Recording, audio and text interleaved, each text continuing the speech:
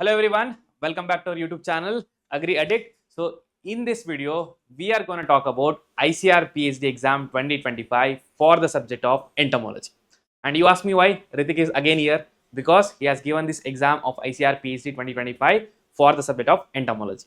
So like there are a lot of students who have given the entomology subjects, and there are also a lot of students who have taken our online master course for the ASR BNet who are actually preparing for the PhD too. So we want to like help them by providing some clarity regarding what is competition level, like how many number of questions that students have attended, and what is the level of paper, and what might be the expected cutoff based on the previous years. So Ritik is here to give all the details, since like he has already known the previous year cutoffs and also he has attended this exam this time. So let's listen to him. Hi Ritik, तो firstly start करते हैं level of paper. So since you have given the exam, tell us like बोलना हमें बताना कि क्या था. Paper इस बार मॉडरेट बोल सकते हैं हम लोग, ज्यादा हार्ड भी नहीं ज्यादा इजी भी नहीं. अगर कंपेयर करें लास्ट ईयर के हिसाब से पेपर मॉडरेट था. पिछले 5 साल का अगर हम लोग ट्रेंड देखें सबसे मॉडरेट. 2024 का आप तुम बोल रहे हो कि थोड़ा मॉडरेट टू हार्ड था. हाँ, और इस बार मॉडरेट. अच्छा. क्वेश्चन इजी था बट इजी नहीं था. अच्छा, थोड़ा कंफ्यूजिंग थे. ऐसे बोल सकते हैं इतना आसान नहीं कि मतलब ऐसे देख के मार रहे हैं, सोचना पड़ रहा था. और मैं थोड़ा इस साइड था ना, और मैं पूछूंगा part A part B part C के बारे में थोड़ा एक्सपैंड करके बता देना कि पार्ट ए में कैसा था, पार्ट बी में कैसा था, पार्ट सी में. पार्ट ए में पहले बात करेंगे. Like in the part A generally the questions will come from either general agriculture more और current agriculture current affairs more. Like इस बार कैसा था स्टैंड? इस बार एक्चुअली पार्ट ए का क्वेश्चन अच्छा था. एक्चुअली उसमें अगर एग्रीकल्चर के हिसाब से देखें जनरल एग्रीकल्चर बहुत बेसिक था, और बाकी कुछ करंट अफेयर्स बेस्ड क्वेश्चन था वो थोड़ा हार्ड था. ओके, सिंपली बोल सकते हैं हार्ड था. और बेस्ड क्वेश्चन था, और ऐसा मतलब करंट थिंग लाइक आईसीआर के डीजी कौन है अभी, आईआरआई के अभी वाइस चांसलर और डायरेक्टर कौन है, ये सब क्वेश्चन था जो हम लोगों के लिए इजी था, बट जो आईआरआई के बाहर है उन लोगों के लिए हार्ड. ओके, करंट अफेयर्स थोड़ा हार्ड लगा, बट लेकिन जनरल एग्रीकल्चर जो है वो इजी था. Basic entomology, nematology, basic soil science, agronomy से आया था जो एकदम जनरल एग्रीकल्चर. ठीक है, तो पार्ट बी में पहले तो सब्जेक्ट्स लिखेंगे. तुम्हारा पार्ट बी में आएगा एंटोमोलॉजी, नेमेटोलॉजी, पैथोलॉजी एंड सेरिकल्चर. तुम बताओ कि इन सब्जेक्ट्स के बारे में क्या ट्रेंड था. जैसे पहले स्टार्ट करते हैं एंटोमोलॉजी. एंटोमोलॉजी में क्वेश्चंस कैसे आए थे? एंटोमोलॉजी में पार्ट बी में ठीक था. ओके, ठीक, नॉर्मल था. नॉर्मल, इजी टू मीडियम लिख सकते हैं. Easy to medium, easy to medium. Okay ठीक है. और next pathology.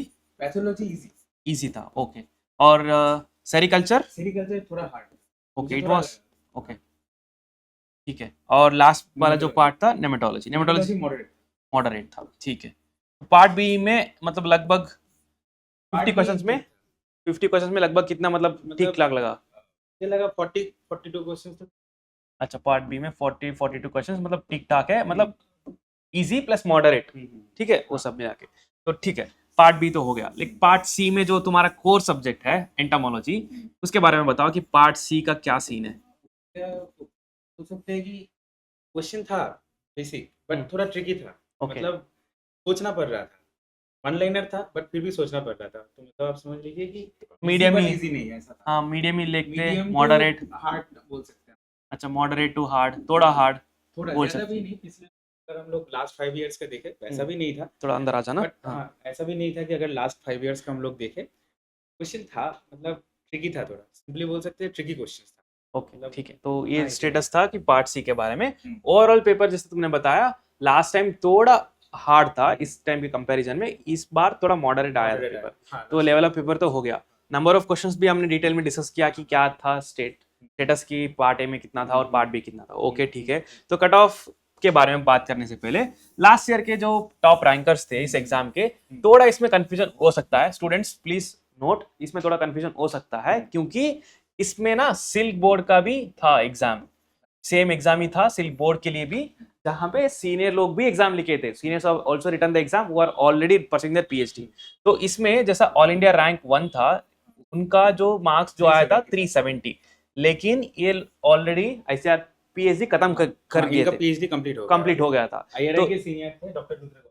Okay, all India 1 जो यहाँ का स्टूडेंट है जिसका मतलब एक्चुअल में एमएससी खत्म करके पीएचडी में आया था, उसका रैंक कितना आया था? उसका ऑल इंडिया रैंक 6 आया था. अपना ही मेंटर है एग्रीमेंट एंटोमोलॉजी के सौरभ चक्रवर्ती. सौरभ का 338 मार्क्स था. तो मान के चलो वही ऑल इंडिया रैंक 1 है. फ्रेशर्स में ना इतना मतलब एक्सपेक्ट कर सकते हो कि जो ऑल इंडिया रैंक 1 होगा तो वो रेंज है कि 338 का रेंज है.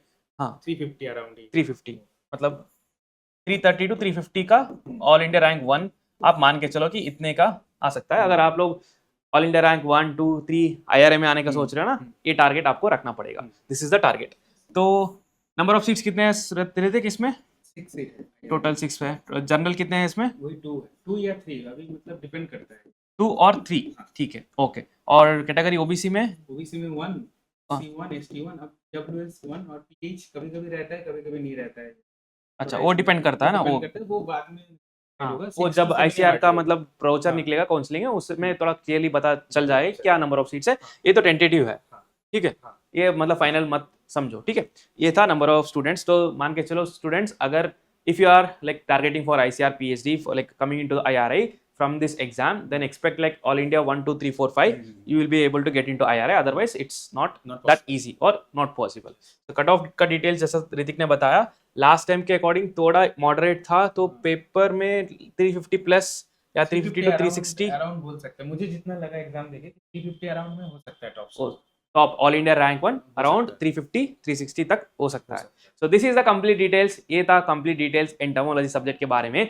अगर इसके अलावा भी आपको कुछ भी जानकारी चाहिए ना, तो you can directly comment on this video, so we will try our best to make sure to provide all the relevant information regarding your subject. And if you know, there is a one main exam which is coming for the ICR like agriculture students, which is ASRB NET. तो ASRB NET का हमारे पास course था entomology का, काफी अच्छा response रहा students का, जिसमें हमने ICRPG का जितना सिलेबस था उसको कवर करके रखा है, और एडवांस टॉपिक्स में भी हम अभी कवर करने वाले हैं। और इसमें A to Z आपको कवरेज मिलेगा जो ASRB NET के लिए स्पेसिफिकली रिक्वायर्ड है। So if you are interested and if you are willing to take the course or if you are preparing for this exam, and this course will be the one stop solution, because इसमें जो पढ़ाने वाले हैं वो all India rank जो actual में 1 आए थे, और जो ऋतिक था जो साथ में पढ़ाया है इस कोर्स में, जो मतलब अभी एग्जाम दिया है, तो आपको नो डाउट बेस्ट कंटेंट मिलेगा। आप प्रीवियस ईयर स्टूडेंट्स का भी मतलब फीडबैक ले सकते हो, उनका टॉपर्स का रिजल्ट भी दे सकते हो। आपको एक बार अच्छे से आइडिया आ जाएगा कि क्या कोर्स का स्टेटस है, क्या डिटेल्स है। अगर इनकेस आपको कुछ भी डाउट हो ASRB NET के कोर्स के रिलेटेड, तो यहाँ पे जो नंबर दिया हुआ है इस पर डायरेक्ट आपको कॉन्टेक्ट कर सकते हो। We will give you the complete details regarding the course. And if you have any queries related, अगर आपको कुछ भी क्वेरीज है कट ऑफ के रिलेटेड, काउंसलिंग के रिलेटेड, तो प्लीज इसी वीडियो में आप कमेंट कर लेना, हम इसी में हेल्प करेंगे। क्योंकि आप उस नंबर पे कॉल करोगे तो टेक्निकल टीम हैंडल करेगी, उस कोर्स के बारे में बताएगी, उसके अलावा आपको ज़्यादा कुछ बता नहीं पाएंगे और टाइम लैग हो जाएगा, ठीक है। और इसके बाद जो की आंसर निकलेगा, the release of key answer, the start of ICR counselling, the different rounds, what are the documents required, all of the details A to Z details आपको मिलेगा कहाँ? अग्री एडिक्ट यूट्यूब चैनल पे। तो stay tuned, subscribe करना, WhatsApp और Telegram channel को भी join कर लेना, ताकि आपको हर एक अपडेट टाइमली मिलता रहे। और इफ़ यू फील लाइक आपको कुछ अच्छा कंटेंट मिला हो, तो ज़रूर इस वीडियो को लाइक करना, सब्सक्राइब करना और शेयर करना। Thank you so much Hrithik.